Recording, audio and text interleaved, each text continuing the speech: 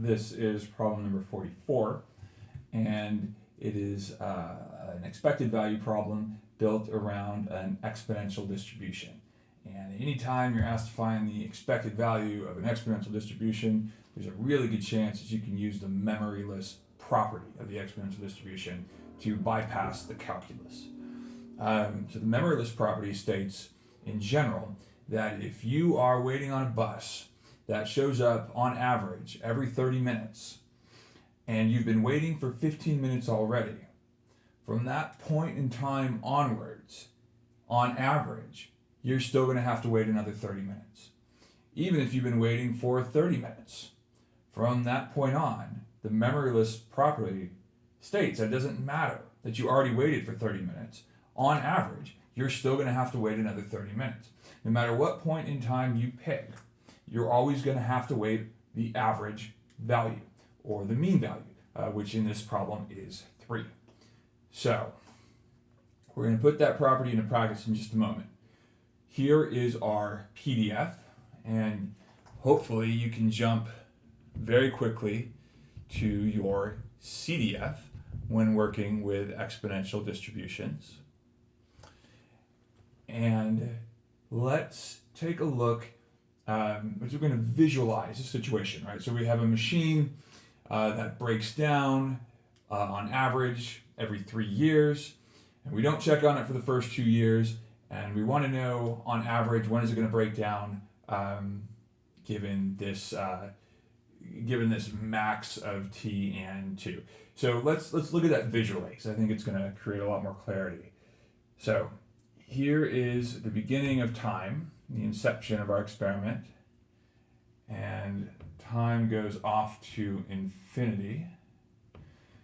So what this expression is right here is the probability that our machine fails at some time between inception and time t. And then the complement of this probability, so just 1 minus this expression, is the probability that the machine fails after time t. But in this particular problem, we don't care about time t in general, we care about 2 years specifically, which means this expression here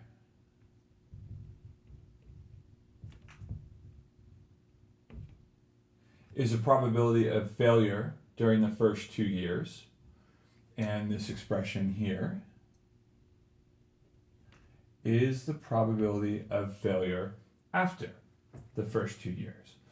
Well, how much time, how many years are contributing here? How many years are being represented here? 2.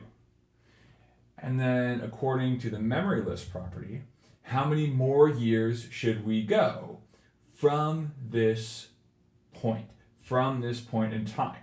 We've already waited 2 years, so we're going to add on 3 more years, which means on average, if we make it past this 2-year threshold, we will be waiting 5 years in total.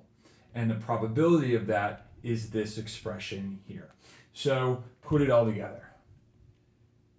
2 years wait time times the probability of failure during the first 2 years, plus 5 total years wait time times the probability of failure after 2 years has passed.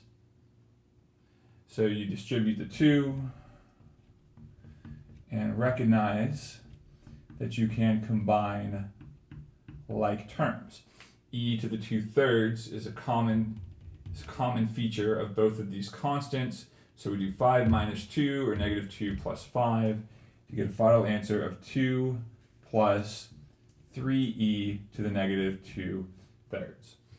So learn to use the memoryless property when you're solving expected value problems for exponential distributions.